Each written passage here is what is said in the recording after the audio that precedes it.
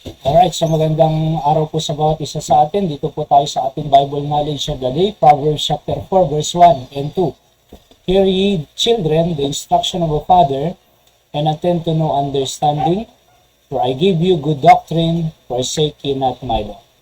So yan po ang ating pag-uusapan na hear the instruction of a father.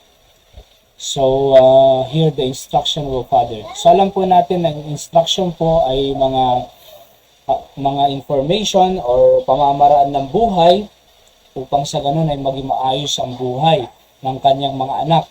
Alam niyo po, bilang isang magulang, wala na po tayong iniisip kundi ang kapakanan at magandang kinabukasan ng ating mga anak. Kaya nga po tayo nagbibigay ng instruction sa kanila.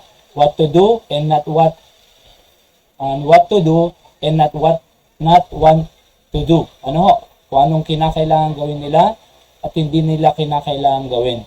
So, ang kinakailangan lang po sa mga anak is makinig, hear the instruction of a father and attend to no understanding. Unawain nyo yung mga sinasabi ng mga magulang natin, instruction.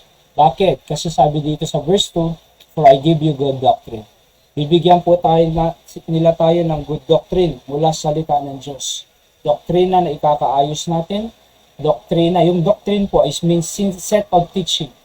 Yan po ang ibig sabihin ng doctrine.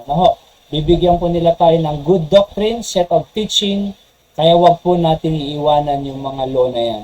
Forsake ye not my law, law from the word of God. Sapagkat pagka yung mga instruction nila, pinakinggan natin, inunawa natin, kahit yung mga set of teaching nila, yung doctrine, good. By the way, good doctrine, hindi po sila nag-iisip ng ikakasama po natin. Lahat ay for our own good. Kaya sabi dito ay good doctrine, forsake ye not my law. Huwag niyong iiwanan yung mga ini-instruct po sa atin, sapagkat mga anak namin, magagamit mo yan sa iyong kinabukasan. Hindi ka mapapahamak, hindi ka mapapariwara, magiging maayos ang buhay mo pag makikinig ka lamang. Alright, yan po ang ating daily words of knowledge or daily Bible knowledge of the day. God bless you po.